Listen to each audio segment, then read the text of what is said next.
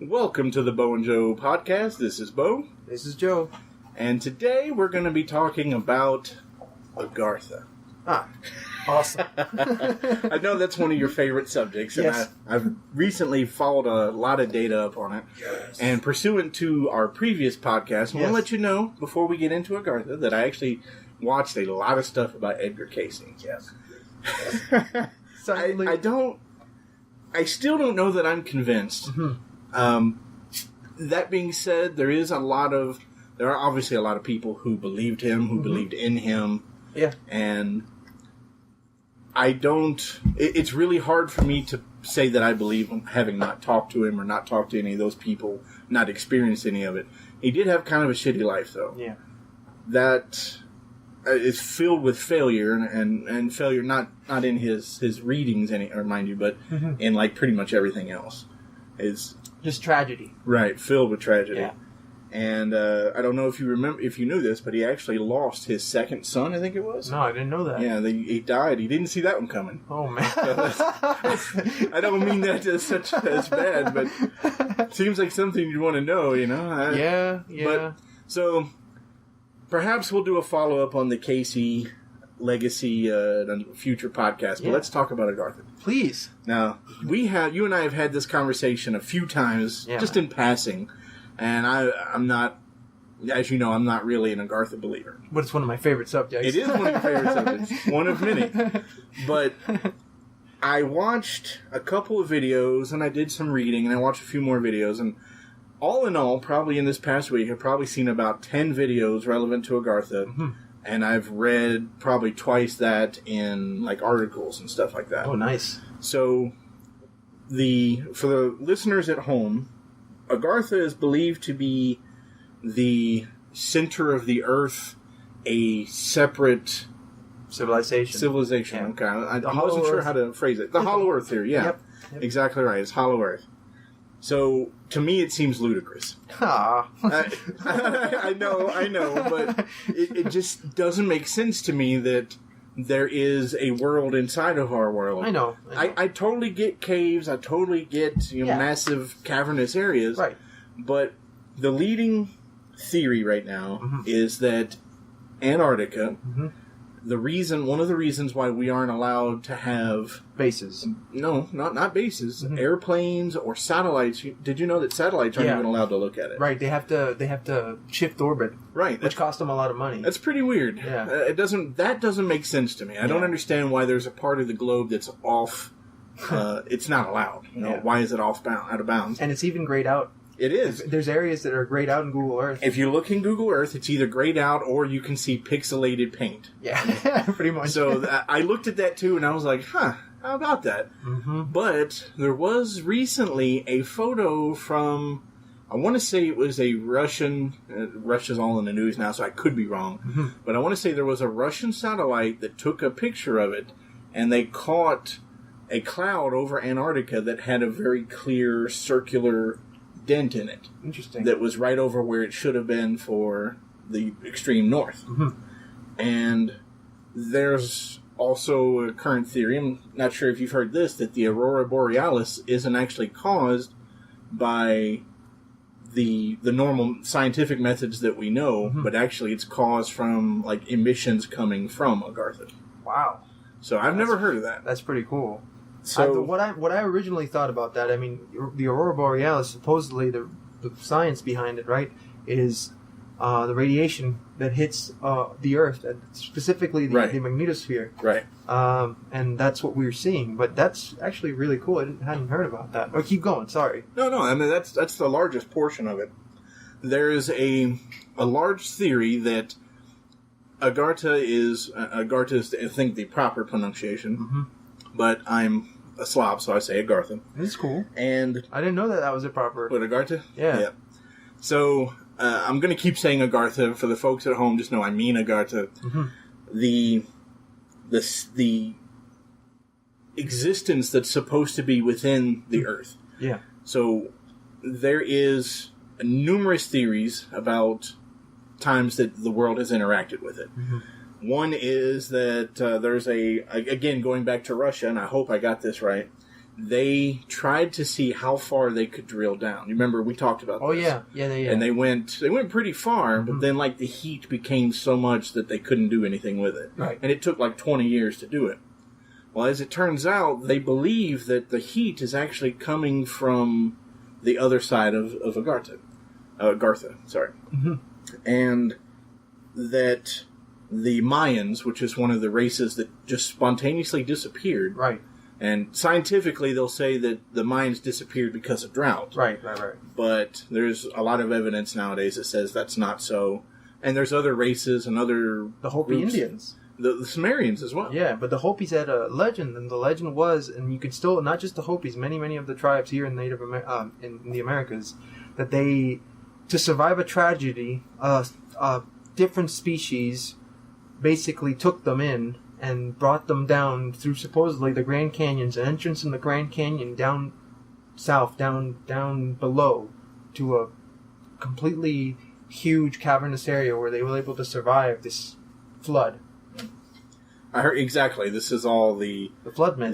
Exactly part of the flood myth. Was actually at this point, I will say this: I no longer believe that the flood is a myth. Yeah, me neither. I believe that definitely happened. Again, the Younger Dryas period. Yeah, man. I think there's more than enough evidence to prove that did happen. Right. What caused it, I think, is still speculative. Yeah, that's. But so.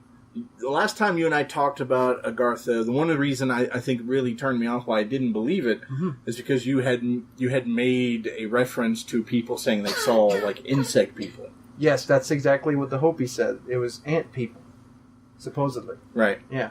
So I don't know if like that. Even now, hearing that is like, I mean, that's maybe not, but. That's what the story says, man. I don't, Sumerians talked about fish people. I mean, what can I say?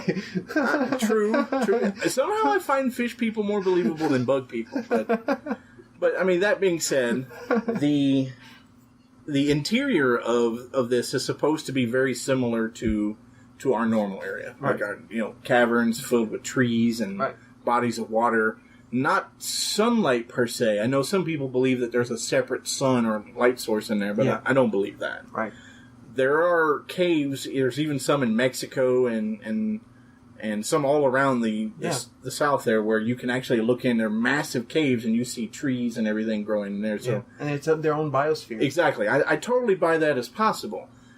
I don't know that I believe that it's a separate society, but it is believed that the Mayans and a bunch of other people went there, with some help, of course, to avoid the flood that was coming. Exactly. So, the other thing I've heard, of course, is that it's not actually Agartha that's up there. It's New Schwabenland? That's, New Schwabenland was the coined term from one of the admirals, Nazi admirals, before the height of the Second World War. He sent a letter to Hitler saying, your land is ready, the base is ready, New Schwabenland is here for you, basically saying to Hitler. But you're right, New Schwabenland was that specific area in Antarctica that was, let's say, colonized by the Nazis. Yeah. So what do you think it is? Do you think Agartha is real and there's Mayan civilizations and all kinds of shit down there, or do you think it's Nazis who got away from the war? So I love the segue, man. I don't know if I'd call that a segue. No, the Nazi segue. I mean, so the Nazis got this from a much older. So let's go back to something called the Thule Society. So the Thule Society originally was a secret society where people would. In this society, it was mystics and occultists and people that believed and followed principles, for the most part, that you would believe were, I wouldn't say devil worship, but just not the normal type of stuff that you'd imagine. So, for example, they had these women that grew their hair extremely long because supposedly it was able to communicate with different, I don't know what you'd call them, entities. Because their hair was long? Yes. So there were these very beautiful, attractive women, which would extremely, I'm talking, the hair was as long that it could reach their feet. So I just want to point out that our producer is probably talking to demons now. She has long hair. Yeah. So here's the interesting aspect of that. So they thought that the book called The Coming Race, which The Coming Race was a book that talked just about that, a civilization that lived beneath the ground, which was highly advanced, And this civilization used a technology called the Brill. So Vril was a innate energy, something that you could think of coming from the ether, coming from nothing, like 0-point energy. And this is the Vril, right? Yes, with a V. Okay. Exactly. So originally, before the Thule Society, the society was called the Vril. Because they followed this as dogma, pretty much. They really did believe that there was an actual place down in the middle of the earth where, and to their credit, they didn't specifically believe that it was a hollow earth. They believed more that it was a cavernous area that contained its own ecosystem, biosphere, and whatever, and it also contained its own races and its own technology, which is very interesting stuff. But long and short of it is, in the book, they talk about the Brill not just being energy to power their civilization, but also themselves. So there's a character in the book which ends up turning into basically like an atomic bomb. That's weird. It's a very interesting book. So, but the point of why I'm talking the Brill Society and Thule Society is all of these people, when the Thule Society evolved, a lot of the major people from the SS in Nazi Germany were part of the Thule Society. They believed this to be true. And in that book, one of the entrances to this place was in Antarctica. Mm. So that's a way of tying it in. But if we go back even further, which is my favorite stuff. So have you ever heard of Hyperborea? Sure. So Hyperborea, for the listeners, it's one of the more ancient takes on the hollow earth theory. So to get a clearer picture of this, if you think of Atlantis and you think of Hyperborea as being 50,000 years before the Atlantis civilization. So it's extremely, extremely old. So Hyperborea was a civilization that was hyper advanced, more so than we are now. Again, this is legend and myth, so none of this is, take this with a grain of salt. But this is what the legend and myth say. Again, we're talking very, very ancient legends. Of course. But the whole point of this legend was that there was this great civilization with advanced technology and different types of technology, more organic-based technology than what we have now with silicon-based. Anyways, long story short, this was prior to the Atlantean civilization. And the way that the evolution of society was, it was first you had Hyperborea, then you have the Lemurians, or Lemuria, and then you had Atlantis. And then after that, when the Grand Cataclysm took all of that down, that's when we came along. So this has been a very, very... So where do the Sumerians fit into that chain? So the Sumerians would come right after the demise of Atlantis. Okay, that's what I thought. Right. So they basically... the So when you say that we came along, you're talking about we starting with Sumerians. Exactly. So there was they call it a species of amnesia. Right. Right. A species with amnesia. Yeah, that's a common phrase from one of your favorite people. Well, basically, I mean, but that's kind of... Graham Hancock. But that yeah. So, bingo. But one of the... truly, though, I mean, if you think about it, a Grand Cataclysm of that scale would have definitely brought us down to a point where not only would we lose a storyline or a narrative in history, but we'd have to start over. I mean, if something like that would happen now, it doesn't really matter the amount of technology that we have and everything that we've reached. We'd have to go back to the Stone Age in some places. I mean, maybe not the Stone Age, but definitely a time where we didn't count with things like, this computer or these hard drives. I mean, in a long enough time span, all of that would become moot. That we wouldn't be able to use any of that. Of course. So it's not that far from the realm of reality, if you really think about it. But what I got really interested about Agartha was the stories of the technology that they use, the correlations amongst different mythologies and legends that talk about this, which you mentioned, you alluded to a few of them. Not just the Nazis, man, but also the Sumerians. Also, not even just the Sumerians. You can go, like, even the Romans had some myths and legends that tied into that. Greeks as well. I mean, it goes everywhere, man. Like, even in Nordic legends. I mean, it's everywhere. So, again, like your flood myth, this is my belief personally. When you have something like that, which is seen everywhere, almost every culture has a flood myth. Sure. Almost every legend mentions it.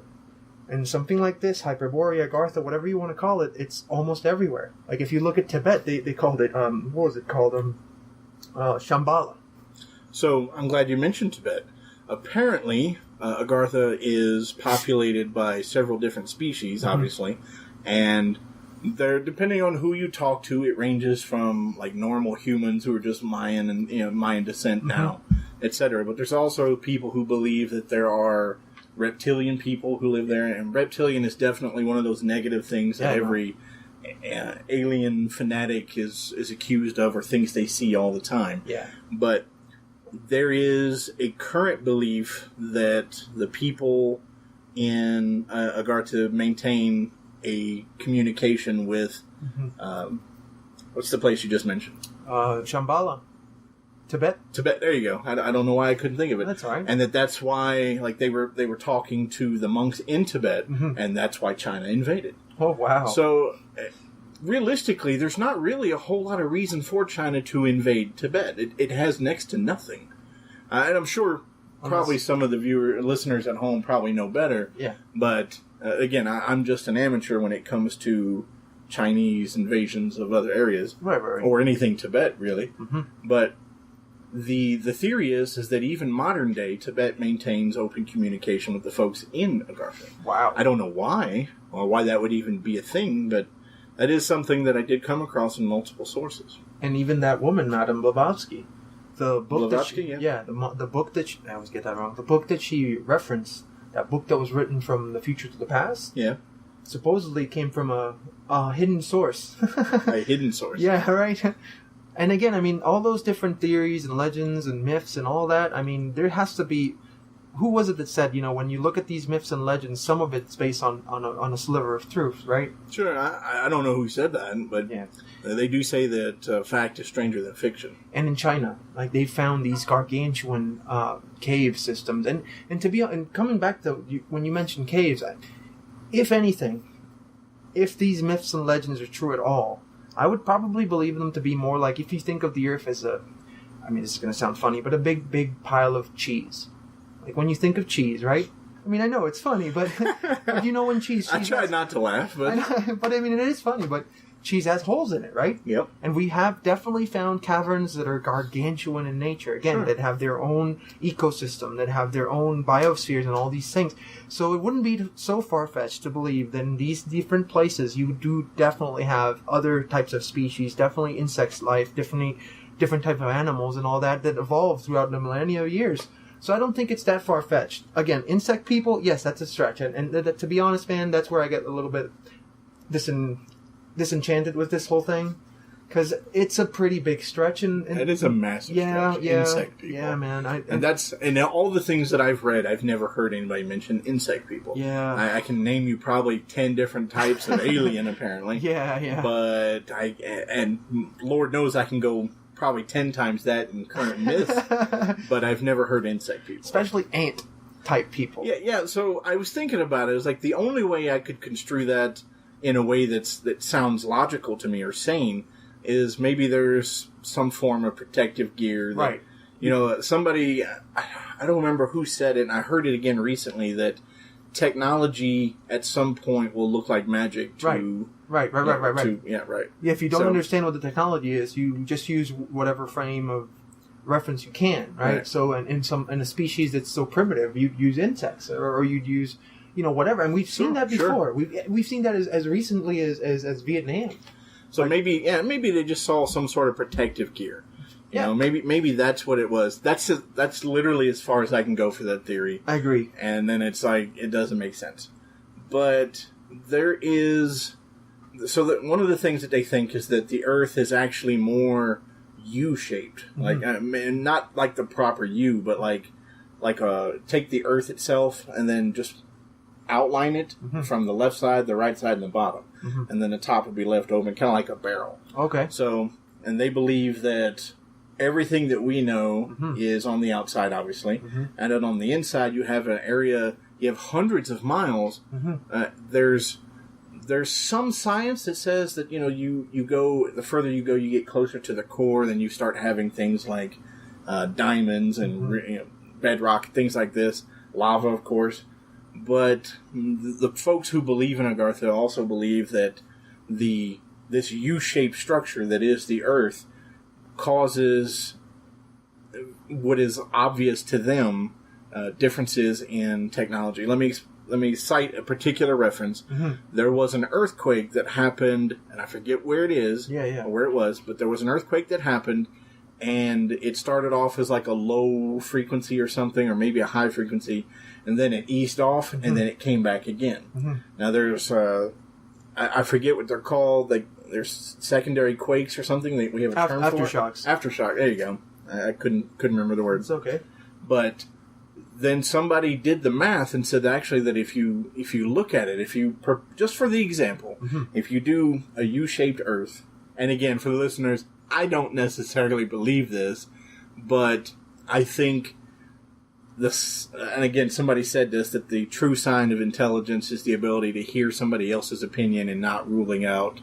And not be intimidated by it or something. Well, I mean, just listen to it and yeah. I mean, I'm always willing to entertain something. Right. I will, however, not entertain flat Earth. No, that's it. Yeah. Sorry, guys, that's never going to happen. Yeah, we don't want to talk about that. No, that's insane. No, we don't do flat Earth here. Yeah, we do hollow Earth fairly, but not Earth. flat. Yeah, exactly. A U-Earth, yeah, barrel Earth, but. I saw some information where one guy said if you do the math, what happens is you can justify tectonic plates or something happening that causes the earthquake, and he had this whole graphic worked out where you could see it come to the Earth, and then as it goes back down, it hits something that causes it to reverberate back. Oh wow! Which would of course be the U-shaped. Okay. So there is some suggested science, and this would be like 50 to 100 miles down. I don't know the actual depth. Okay. But that is one of the theories. Can I ask, because I wanted to visualize it a little bit better. When you say U-shape, you don't mean the actual outside of the Earth. You mean the inside of the Earth. So like a U-shaped inside of the crust, instead of just being circular in nature? Yeah, give me 1 second. So I'm going to draw a quick diagram here. And I'll try and have our producer find a similar diagram. So this at the top would be essentially the entrance, and I've drawn the space inside way too big. Oh, I see what you mean. Okay, so essentially, like here's your city. Earthquake would happen like this and like this. And then that's how they know for sure. Gotcha. The people who truly believe. See, with the visualization, it helps a lot. I'm sure, and we'll make sure we'll get Maria, our producer, to set that up for you guys. Right. So, but no, I mean that's the belief, and there was a part of me that was like, you know what? That's not a terrible explanation. You know what's awesome about this? What? You remember when we were talking about all this stuff? We talked about Admiral Byrd. Admiral Byrd. Why does that sound familiar? Operation High Jump. You remember? Oh yeah, the guy who went to New Schwaben, right? Yes, yeah. But before he did that, he also went, and this is it's not Antarctica, it's the Arctic. So he was a very peculiar person. He was a very serious person. After everything that happened in New Schwabenland and everything with Operation High Jump, many, many years after that, he was basically silenced because... You mean he was silenced? Silenced in a way. He wasn't killed or anything, but because of being such a proper person, very militaristic, right? So he always did what he was told. But he wrote you could say a journal, not a novel. In this journal, he mentioned some of the things that he could not say, and it's amazing if you just read the first. I remember this. He left the journal for after he died, right? Exactly. Okay, so I did hear about this. Yeah. I've watched a ton of stuff and read a ton of stuff lately. So I'm not entirely sure where I saw it. But he was straight up very militaristic, very noble, honorable, all that spiel. Yeah. But when he died, his wife found his journal, right? And then I remember like the opening page. That's the part that reverberated a lot with me, man. Because he basically said he did not want to speak about this, but he thought that he could not die with that knowledge. Right. So I remember hearing about it. He wanted to share it. So the knowledge that he was talking about was specifically to one of his expeditions to the Arctic. He took a plane, and he was able to actually go into pretty much the dead center of the North Pole. And when he was in this place, he started experiencing some very weird behavior, atmospheric behavior. I remember. Like he got lost. Exactly. Yeah. And then he saw this incredible weird thing, which we could only... the way he explained it is, looked like a valley. Right, I remember. Yeah. It was like a chasm, that turned into this valley, like lush green valley, which the temperature changed completely. Right. It went from being, like super freezing to being actually hot. And not exactly, just a regular, like what you'd find in the tropics. Right. And what he saw there was just it was incredible. He even mentioned things like the woolly mammoth. Yeah, exactly. Actually, that was one of the big things that stuck out from his journal. This is the part where we're going to lose buildings, and stuff like that. But here's where we're going to lose a lot of credence to this story. But again, this is in his journal. He also says that he saw a species. Don't say ants. Not ants. No. So a very advanced civilization.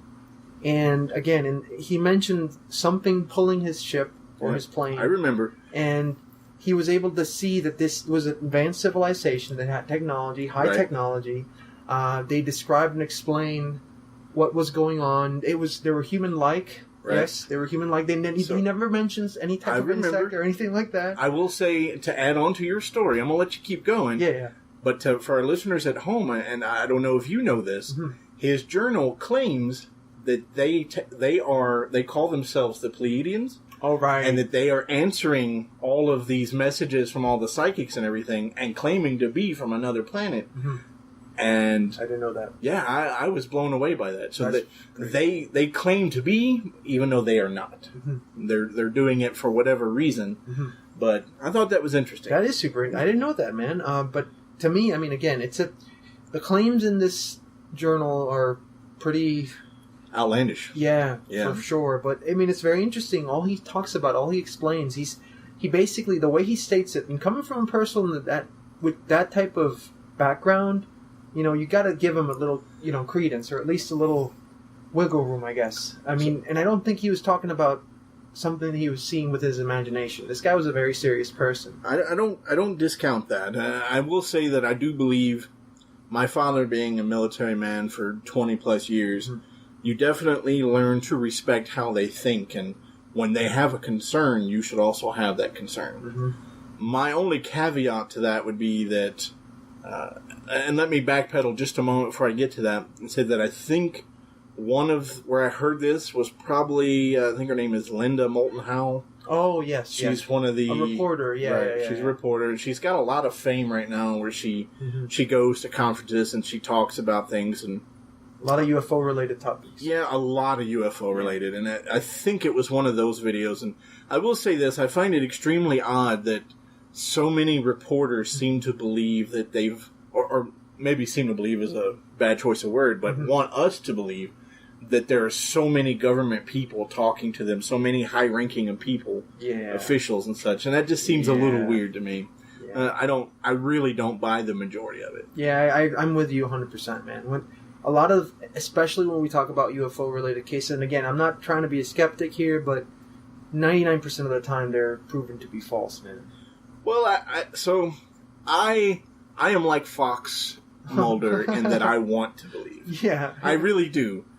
But I'm also guided by my own intellect, and I know that there's realistically, Neil deGrasse Tyson said, what do you think is more likely, that aliens have been coming to Earth and suddenly they come from millions of light years or thousands of light years, whatever, have this incredible technology, and then they get to Earth and they crash? Yeah. And then we recover their vehicle? Mm-hmm. Or do you think it was a weather balloon? Yeah. I was like... He really was the first one to pop my alien bubble, so to speak. Yeah, man. But that being said, I know that there's a lot of situations. I do believe UFOs are real. Mm-hmm. I don't think anybody who doesn't is special, because UFO doesn't mean alien. Exactly, it's just unidentified. Right. And I agree with you 100%. Maybe what we're looking at is a remnant. Maybe like, again, back to Admiral Byrd. One of the things he saw when he was and again, this was reported in Argentina, not in the United States.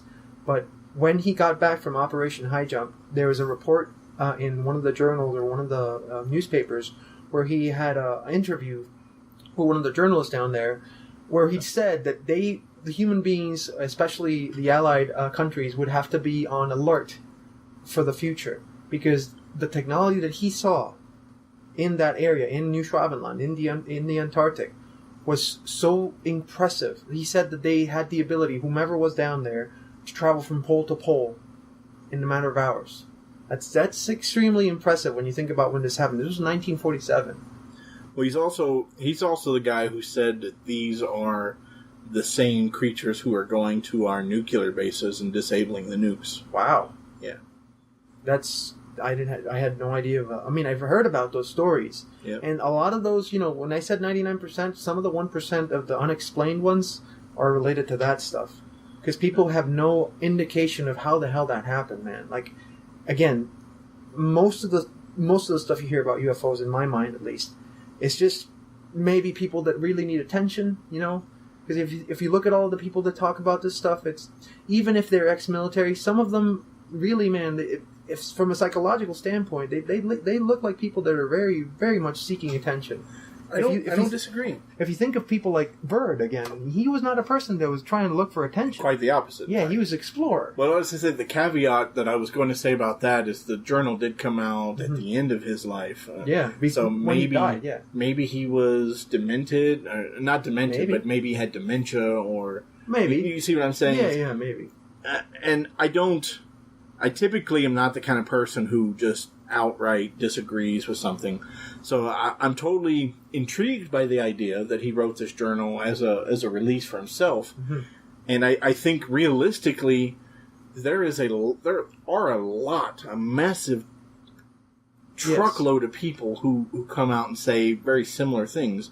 And a lot of them are from similar walks of life, military. Mm-hmm. In fact, I myself know of at least a dozen different military incidents that deal with UFOs. Mm-hmm. When I say I myself, I'm referring to things I've read, and I have experienced nothing that I would classify 100% as UFO. Right. The closest one would be that one night. Yeah. So we... Here in Colorado, we experienced a series of red lights in the sky that hovered in place for 30 minutes. Wow. Yeah, you took a video. I mean, it was a really bad video. I mean, but it's cell phone, man. I will say this, though. I was always that guy who said, when I see UFO footage, and be like, how is it in a day where everybody has a damn camera on them that everything comes out so pixelated? Yeah. And then I recorded video...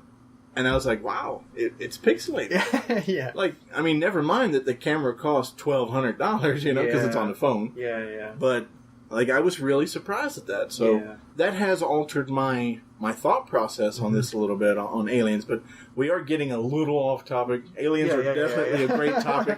Well, let's get back to it. Let's get back to Agartha, yeah. So, again, man, like, this is something that it struck my fancies from a long, long, long time ago. And it was back when I was reading about Atlantis and all this stuff. And so in particular, man, what I was struck my fancy the most was when I was researching all this stuff, I found all this information about different societies that were hiding or going down, and basically trying to, again, about the flood, avoid the flood. And in one of these readings, I remember there was a specific place in Turkey called Derinkuyu. I think we talked about this before. You remember? Derinkuyu. It's a cave system? Exactly. Well, I mean, it's not a cave. It's man-made. I mean, yeah, but it's like all underground. Exactly. It's like miles and miles. I remember us talking about it, because didn't your boy Hancock go to it once? Or? No, I don't think maybe. But he hasn't really talked a lot about it. He's mentioned it, yes, for sure. Okay. But in particular, what's interesting about that place is in that area, and specifically that area, a lot of the stories behind why that was built is murky. A lot of it's legend and myth. But again, it goes back to the same idea. Some civilization that helped out and showed them that for them to survive, they had to go underground. And what's interesting about this place is, I mean, we're talking about miles and miles and miles. Maria could pull up an image to just show how vast this place is. When the first explorers were going Maria, down... can you pull that up for us? Yeah. I want to be able to... Visualize it, yeah. Yeah, visualize it and actually see what we're talking about. So, while she looks for it, I just wanted to tell you a little story about this place. When the first explorers, again, this was found while doing some construction. In Turkey, right? Yes, in Turkey. Okay. They found it literally trying to do an expansion of a house, and pretty sure I remember this. They took down a wall. Good gracious! Yes, it's gargantuan. That is massive. And to be a little bit more, let me explain. Is that water that's under them? So no, they had everything. They had irrigation systems. They had They had, how do you say, a theater area. They had, I mean, you think about what you need as for a society to live, and they had it. But here's the bit that kind of like blew my mind a little bit when I first read it. When the explorers were looking at this place, and the archaeologists, well, everybody that was looking into this situation, they figured out that one of the areas that they wanted to get to after they went farther down, they couldn't get to it because they needed oxygen. That's how vast this place was. So in my mind, the first thing that I thought is, how the hell were they able to survive down there, specifically in the lower reaches of it, when the people that were exploring it needed oxygen, Anyways, it's a very peculiar area, interesting history about it, but what also struck me as odd is that's not just the one area you'd find that. You remember in Indiana Jones and the Last Crusade, you remember that very iconic scene? The boulder? No, not the boulder. Oh, okay. that's I think Temple of Doom. No, I mean No. Is that Temple of Doom? Yeah, the boulder's Temple of Doom. Wow. I'm old. No, man. So the Last Crusade. You remember when Sean Connery and him were going in through the Valley of the Crescent Moon, and they. I really don't. I should watch it again because I don't remember much about it. So basically, they find this place called Petra. Okay. You remember Petra? Yeah, sure. I know what Petra is. Beautiful. So that should be one of the subjects of our future podcasts. There's a lot of conversation happening about Petra exactly. right now. And one of the most important things about Petra is that not only is Petra great in and of itself, it's beautiful, but around that area there's hundreds of different subterranean like structures similar to the Daring Kuyu. So all this area, again, and what's important about this specific area of Turkey is that it ties into all these stories about the flood in Mesopotamia, because originally, when specifically Bible scholars believed that the flood occurred in the Mesopotamian Valley, right? Mm-hmm. Okay. That's where the origins of all this flood myth or legend boils down to this specific area of the planet, because they believe that that's where it happened. They believe that in that area, in Mount Ararat, that's what supposedly, that's where the ark fell and supposedly it's still there. Right. Isn't that's it's very heavily protected right now. I believe. Whichever government currently has power over it isn't willing to share. Yeah, and it's a very problematic area. It's been for thousands of years. But the really interesting thing in my mind is, it ties all this stuff together. Back again. And to me, that's it gives this argument or at least this idea some serious weight to it. Because again, all these different legends talk about people coming from underground and helping them. So again, let's go farther away from the Mesopotamian Valley. Let's go all the way. I think it's Ireland, if I'm not mistaken, or Scotland. So this is the legend that was, again, talking about people coming from underground. And this is a very peculiar one, man. If I've ever heard one weird, this is definitely up there. So in this area, and again, sorry for not knowing specifically it was Scotland or Ireland. This is a very long time ago that I read about it, but we can search for it later and actually find out the correct information. So what happened? In this countryside area of either Ireland or Scotland. I'm trying to paint you a picture. I know it's hard, and sorry. And now all the Irish and Scottish people hate us. Thanks for that. I'm sorry. But again, trying to visualize it for you. Yes, Ireland or Scotland. Ireland or Scotland, yes, one of those areas, right? Maybe kind of, sort of, with sheeps and things. So they found... Wow. Okay. So, guys... he's Hispanic, okay? Yeah, I was born in a little island in the Caribbean. I'm sorry for being so ignorant. But anyways, so in this area, in this beautiful land of either Ireland or Scotland, so the story goes, these two children were found in this very remote village. These two children, so this is going to turn into a weird situation now, were green. Literally. That seems racist. You're talking about Ireland and Scotland, and now you're talking about children being born green. Their skin hue. Do you want to get fireball? Is that your goal? I'm serious, man. They literally had green hue, green pigment. So yes, so these two kids that were found. So our producer just Sorry, our producer just handed me a picture of the green children of Woolpit. Mm-hmm. Oh yeah, Woolpit. Mm-hmm. Dude, that's in England. All right. England, Ireland. Oh my goodness. Tomato. I'm Puerto Rican. Give me a break, man. Holy cow! All right, so. One of those islands. Yeah. So his address is. I'm kidding. So. Wow. All right. The legend of the Green Children of Woolpit concerns two children of unusual skin color who reportedly appeared at the village of Woolpit in Suffolk, England, sometime in the 12th century. It's probably over by Scotland or someplace in Ireland. And during the reign of King Stephen. Right, so here's where it gets very interesting. These two kids, when they were found, were talking in a dialect that nobody understood. Not only that, but they seemed to be... They weren't being nourished by any of the food that they were given. So the first thing that people were trying to do is, apart from communicating with them, was feed them, because they seemed to be malnourished. They seemed to be having issues. So they would only eat raw, broad beans. Exactly. And was very, very curious is that particularly, I think one of them unfortunately passed away. But the boy, he died right after he was baptized. Exactly. But the other one, not only that she survived, but the hue went away. Yep, I see that. Actually, her and her brother's hue went away simultaneously as they adjusted to new food. Mm-hmm. And after she learned to speak English, she explained that she and her brother had come from St. Martin's Land, a subterranean world inhabited by green people. Exactly. So there's so many legends of this around the world, man. I mean, the curiosities and... So I'm curious. You know me. I got to play devil's advocate. Mm-hmm. So what is the likelihood, you think, that it was just an abnormality? I mean, obviously, it was an abnormality for us. Absolutely, yeah. But what is the likelihood that this is just a flight of fancy of a child who grew up without parents, or perhaps just lived wild and had rolled around in a plant where, I don't know, chlorophyll is... Chlorophyll? It's in Ireland, right? Yeah, those Irish. But to be honest, man, you're right. It's a pretty far stretch from the imagination to believe something like that was real. Yeah, I mean, I'm not saying I don't believe, but I'm just... If you go away from the hue, right, the tinted hue from their skin color, let's just attribute that to some type of malformation, mutation, whatever. It doesn't matter.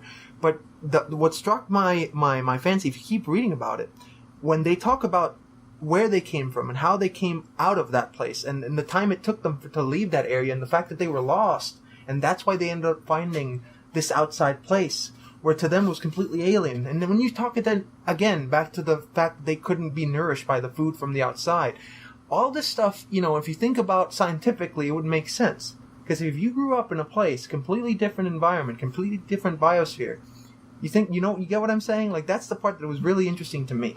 I see the theory behind it, but I don't know of any, and understand me as a large guy, I've tried just about every diet under the sun. Yeah. I don't know of any diet, extreme or otherwise, that would tint your skin. Well, not just, I didn't mean the skin. I meant the No, I understand. You said, I know what you said. I'm just, I'm going back to that, we don't know of a diet, even vegans, people who eat strictly non-meat things, and our producer just asked me, is this because aliens are green as well? No. Oh, jeez. Oh, and I don't know. Does that mean that all people from Ireland are aliens? I don't know. I don't know, man. We could go down a deep rabbit hole of leprechauns, and I don't want to do that. Yeah, let's not do that. I like our listeners. So, if you're Scottish or Irish, I love you. Obviously, Joe doesn't. So I'm sorry, I'm just ignorant. But again, back to the subject at hand. Yes, you're right. I can't explain the hue.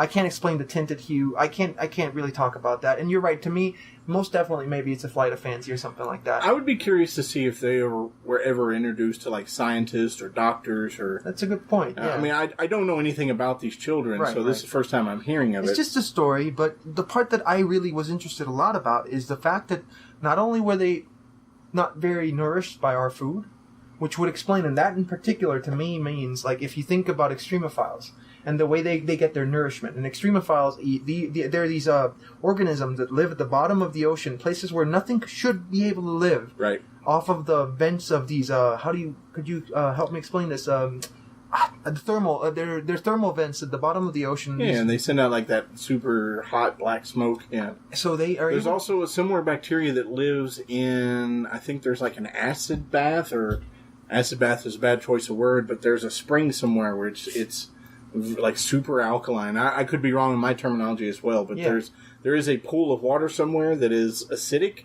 and nothing is supposed to be able to survive in it, but it has bacteria in it. Gotcha. So we know for sure that bacteria can survive just about anywhere. Mm-hmm. So I'm not... Right. I mean, I don't have any beef with that. And sure, I believe that your children, and I'm using them as the example, your children could potentially be underground living off of a food, perhaps, that we don't know about. Maybe. You know, like a plant or... Yeah, maybe their entire, how do you say... nourishment. Yeah. The whole thing is completely different. Which, again, I mean, back to the whole subject, we really don't know a lot of information. This is just a story, right? A legend, as it were. Yep, exactly. Yeah. And it's a legend. Yeah. I mean, again, still very interesting, though. You know, another one of these tidbits of information. And if we can go farther back into the Native Americans, and we can talk about like not just the Native Americans, but you mentioned earlier the Mayans.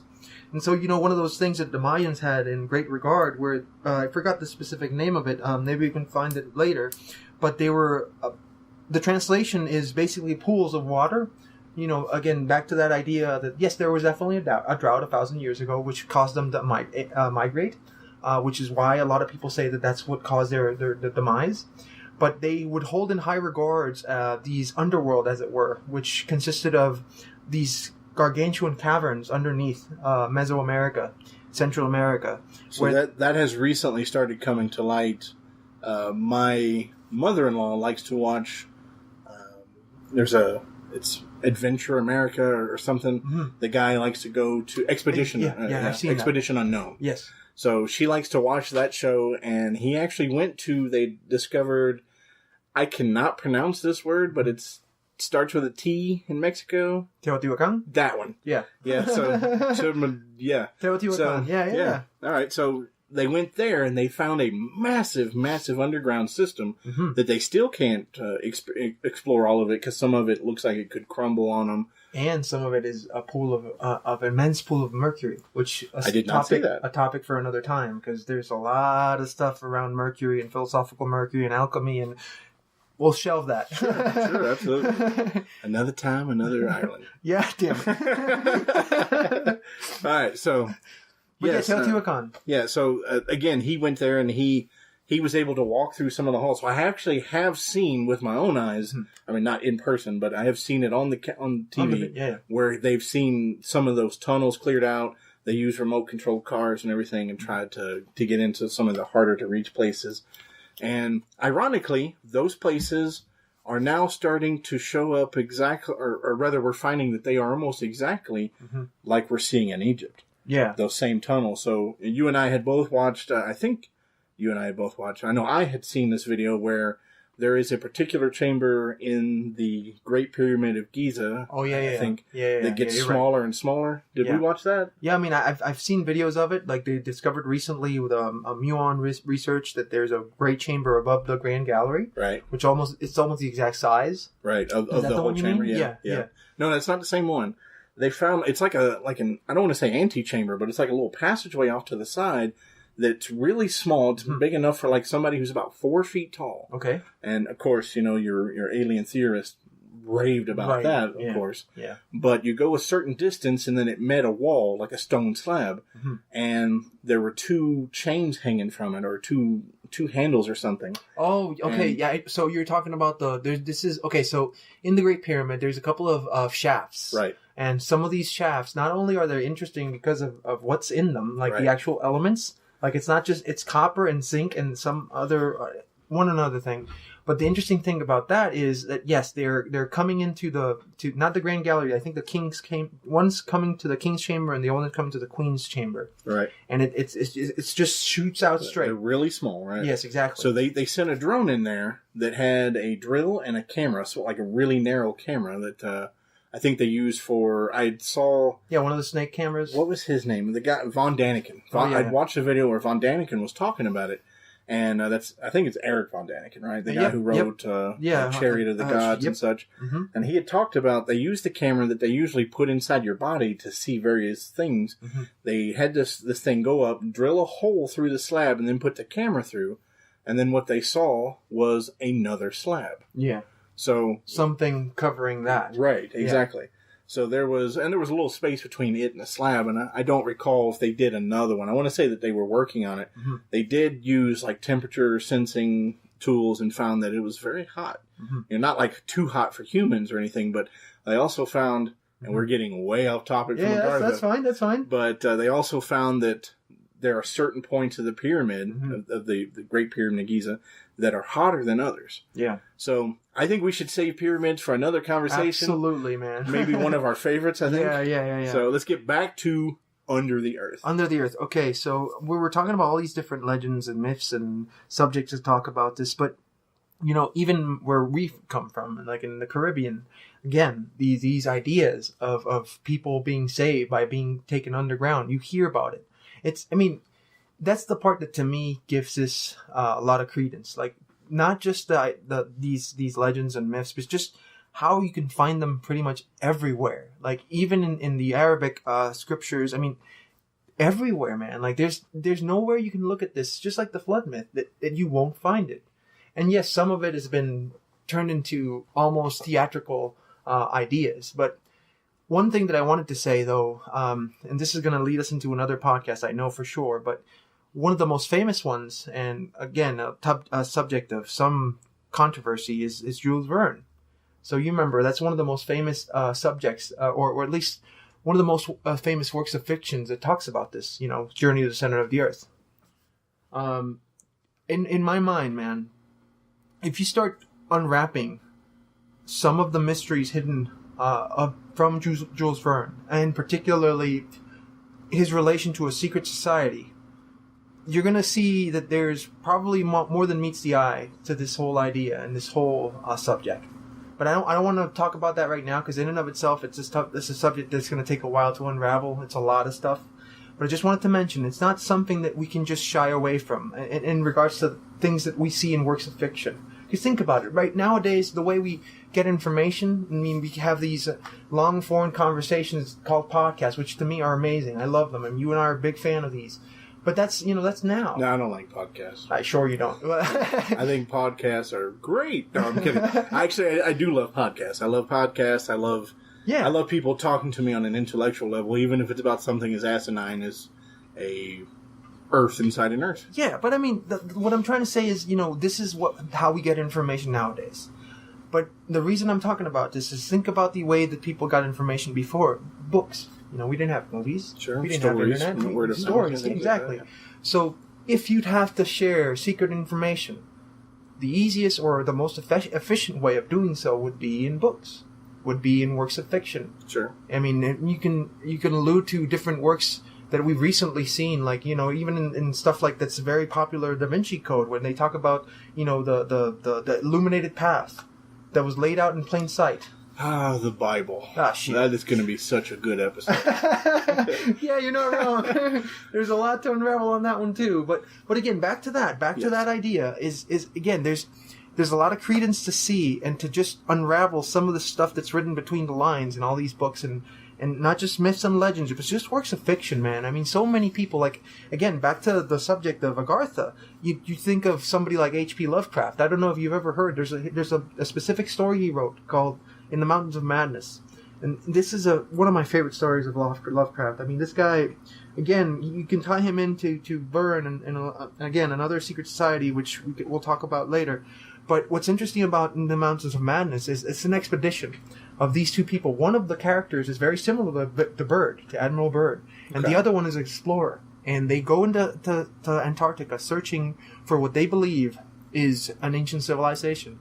And they find it. They find a remnants of a highly advanced ancient civilization in Antarctic.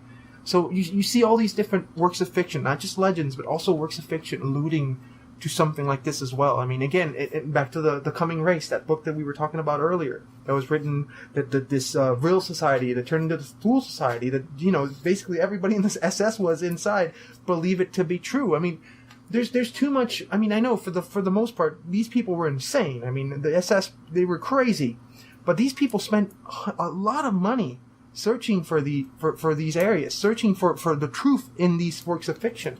Not only did they believe what that book said, but they went so far as to actually finding out the root cause of one of the plot lines in the story, which was very interesting, by the way, which again can allude to a different podcast. There was a belief that the remnants of that civilization, which we believe, or they believe, the Aryan race, was the Atlanteans. And when the Great Flood occurred, they spread out. And they taught, obviously, after the flood was diluted, as it were, and people were coming back out of the underground places that they were able to survive in, these Atlanteans spread out to different points on the planet. One of them was Tibet, the other one was South America, and the other one, supposedly, was down there, Antarctic. Mm-hmm. So that would tie in this whole scenario, right? So in Tibet, are we saying, I'm just curious, so are we saying that, is this a pre-formed Tibet, or is this a... No. Like, this is back... we're talking about almost 10,000 years ago. This civilization, they knew that it was coming. So in Plato's talk about Atlantis, he's only talking about an island, about Poseidonis. He mentions Atlantis, and he describes it as a series of islands, as a continent, as it were. A false sea after the Pillars of Hercules. And what's the name of this island? Poseidonis. I thought you said Jose Donut. Yeah, you want some donuts? I mean, who doesn't want donuts? No, Jose. Yes, so yes. Poseidonis, like Poseidon. But what's interesting is, so... okay, yeah, exactly. So Jose Donuts, right? Exactly. So what he said... So, he said exactly. So what he mentions... And I'm just getting revenge for the Irish. I know. Yeah. It's granted. But what's interesting about it is that he says that these civilization knew what was coming. So they made preparations. Are we talking about the guys that went... okay. Right. All right. So not only did they help other peoples, but they made preparations and they escaped. They wanted to save their culture. They wanted to save their narrative of history. So they escaped into various places. And again, the Nazis believed, and in this book that we talked about, it mentions that they went to these 3 places. It's not only mentioned in that book, it's mentioned in many, many books. So one of the places was Tibet. The other one was South America, specifically in the Amazonian area, which is, again, another topic for another podcast, because, man, the things that happened in that area, because they not only did they went, so the Ahnenerbe was Ahnenerbe. Why do I know that? So it's Nazis made this. The Ahnenerbe was a organization where they wanted to trace, and again, this is crazy, but I have to mention it's a part of history. They got together a lot of scientists, archaeologists, geologists, all the ologists you can think of, in this one organization. And they were trying to prove that the Aryan race led to their culture, to the Germans, to that specific white whatever supremacist bullcrap that they talk about. But they were trying to tie that into history, to actual history. So they did a lot of crazy stuff. Like they rewrote some of the historical parts of... some of the historical areas of history to try and go with their narrative. But another thing that they were trying to do as well was trying to find or trace back this Atlantean race, because they wanted to actually find what was a part of the myth and legend, the actual remnants of an Atlantean body. Mm-hmm. And believe it or not, man, they went so far as to think that they could trace, because, and again, this is back to their, they were crazy scientists and stuff. They wanted to be able to trace their DNA to that Atlantean being that was supposedly going to be found in both of these areas. Because all these areas that I'm mentioning, in Antarctica, in Tibet, and in South America, had a duplication of the Poseidonis main temple. That this temple of Poseidon that contained orichalcum, which is a specific mineral that only grew... I remember. Yeah, so to show you, and I understand everything you've said, and I've heard bits and pieces of that, but to show you how much of an extreme people will take things, there is currently a theory that's out there that says that one of the alien races that's vying to take over the Earth is a race of blonde hair, blue-eyed humanoid figures who empowered Hitler to make the war that he did. Wow. And that's why he was looking for the... I could never pronounce the word orichalcum? Orichalcum. Whatever in the hell he just said. I cannot say it. It's just one of those words. When I try to say it, my brain's like, yeah, no. You know that they actually found a ship. So again, this is one of those from myth to reality. So this was mentioned in Plato's dialogues, the Critias and the Timaeus. But they talked about this mineral that only grew there. They mentioned it to describe the color of it. But they found one of the, I think it was not Spanish, it was Portuguese, a sunken ship. And you know what it contained? Fish. Orichalcum. Oh, is it fish? Orichalcum is the word? Orichalcum, yes. That's weird. Can you believe that, though? They actually found this. But did they, though? They did. So is orichalcum, if I'm butchering that word, I apologize. No, you said it right. Is that a real mineral? Well, do we have some of it somewhere? We could find, if our producer can pull up a picture of it. It was turquoise, I think, in color. And so Plato mentions is that this temple in the middle of the Poseidonis, the entire stupola of the temple was laid with this orichalcum. It was like a sacred stone, as it were, for this Atlantean race. But anyways, back to the idea of why this is important.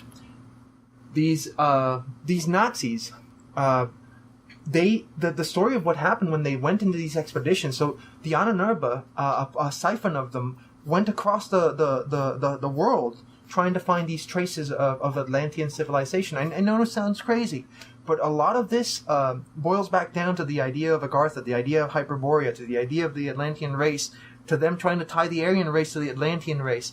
And you know what's very interesting about that? The people that never returned were the ones who went to South America. Yeah, I've heard that, yeah. But everybody else returned. They came bearing knowledge, especially the people that went to Antarctica. That's why the Germans originally went to Antarctica. They were following traces of information from the Vril Society that later became the Thule Society, that later tied into all this idea of the remnants of an ancient civilization, which is, it's a mind job, man. There's so much to unravel there. So, according to the information our producer just gave me, it doesn't look like we found orichalcum in its the form that we've talked about. Mm-hmm. In fact, the closest we found is orichalcite. No, that's different. I see it's different, but that's the closest that they found. So if you look orichalcum, just Google orichalcum shipwreck, and you'll see what I mean. Okay. But the point of all this, it boils back down to your original statement, is that irregardless of what we believe is truth or not truth, there's too many indications and too many. I mean, it can't be coincidence. Well, that sounds like I don't disagree. It sounds like we at least agree on that. That there's a lot of myth, a lot of historic record that point towards various elements of these stories all being shared. Mm-hmm. I think we both said we agree there was a flood. We both said that is it likely that there's underground societies? I'm sure there is. Yeah. Are they green? I mean, I don't know. Are in Scotland? Yes. And that's that. That's a good place to end this.